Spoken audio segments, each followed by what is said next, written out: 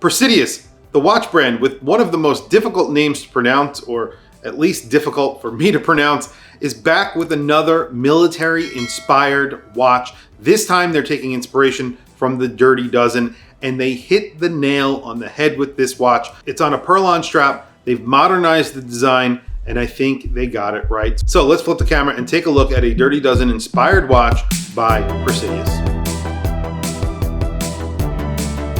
The Dirty Dozen were a series of 12 watches that were commissioned by the British War Office, and these watches were made by 12 different Swiss manufacturers. Now, you should note here that the Swiss did make watches for both sides during World War II. However, these specific watches were commissioned by the British War Office and were made for the British Army. These were field watches. It was a specific style of watch, and basically these 12 manufacturers made watches in this style. And what Presidius have done here is modernize that original Dirty Dozen design. This is the DD45, that's what they're calling it, and this is the patina version. So this gets old radium colored indices and hands. The indices on this dial are raised. You have a textured dial. They call it a popcorn texture. It looks like an old dial. That's the point of it. So essentially they have modernized the design, however, made it look like a vintage watch. You have a small seconds down at the 6 o'clock, and you get those hands that are in the same color as the indices, and they actually match really, really well. I'll do plenty of close-ups so you could see what I'm talking about. This comes in at around 38 millimeters, so that's where we're talking about this being a modernized watch, because 38 millimeters is a lot larger than those original watches were. This is also automatic, so you're getting a watch that is, again, more modern because those original watches were hand wound. But in style, this looks very similar to those original watches. You're getting a railroad track for the minute track, a matte black dial. You have that small seconds down at the 6 o'clock. I absolutely love the layout of this dial. It's very straightforward and meant for legibility and usability. That's all it's meant for, and it works. It actually looks really distinctive. When you see a watch in this style with that small seconds down at the 6 o'clock, it looks like a Dirty Dozen watch. This is 38 millimeters, like I was saying before. It's spot on at 38 millimeters, and you're getting a very large crown, 6 millimeters. The lug to lug is 44 millimeters, and the thickness here is only 11.5 millimeters. You are getting 100 meters of water resistance, screwed-in crown, and a screwed-in case back. The thing that impressed me immediately when I saw this watch in hand was its quality of finish. The finishing on here is really nice, especially considering the price on this watch. I think this is a really nicely finished watch, and I love the strap it came on as well. The strap on here is the Perlon strap, not something that I would have normally picked for myself. However, this is really nice. It's a single pass-through Perlon strap, not a NATO strap. So this is a fabric strap that is weaved, and it is very, very comfortable. It actually stretches to your wrist and fits and feels very comfortable. Now it does add a little bit of thickness, overall thickness to the watch.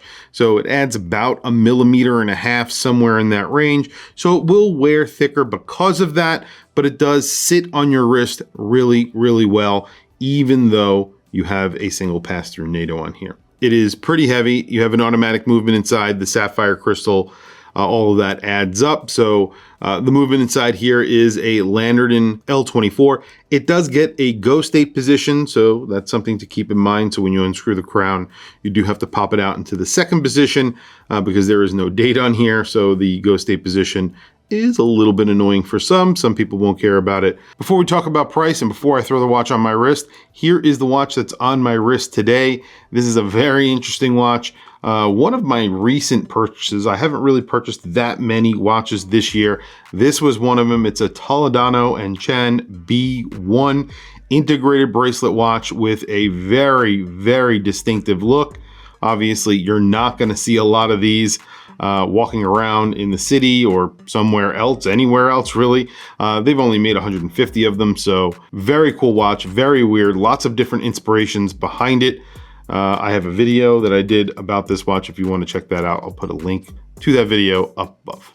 And there it is on my 7.5 inch wrist. This is a 38 millimeter spot on watch, and it's also around 11.5 millimeters thick, and you have a 44 millimeter lug to lug. I have a 7.5 inch wrist. This wears really nice on my wrist. The point here was to give you a modern version of a vintage watch, and that's what they've done. This comes in at $875, so it is more expensive, but you're getting a very high quality watch here. This is very nice. I do want to mention one other thing about the Dirty Dozen. I believe that nickname was given to them later on in life, and they weren't originally called the Dirty Dozen. There was a movie that was called the Dirty Dozen. I'm pretty sure these watches were called the Dirty Dozen after the movie came out. I'm not 100% sure of that. If you know, please put a comment down below and tell me how the Dirty Dozen got their nickname. I'm very curious. Well, there you go. Lume is very nicely applied to the dial. Everything is pretty liberally applied to the hands and the indices. Everything is lumed, even the second hand on that small seconds. I like to see that. Really good price of $875. Great movement, lantern movements in my experience so far with them, and I've seen them in a few different watches now, and I would imagine this is no different. It is an Ediclone essentially, so think of like a Selena movement inside here. It's pretty similar to that. Anyway, guys, tell me what you think down in the comments below. What do you think of this watch?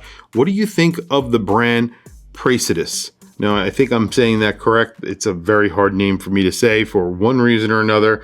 However, I think they make some pretty cool watches, and all of them are vintage military inspired watches. And here's just yet another example of one of those watches that I think they did very well. Tell me what you think down in the comments below. Please also don't forget to like, subscribe, hit that bell icon. It's super helpful for the channel, and I very much appreciate it. Thank you for logging on. I'll catch you guys in the next video.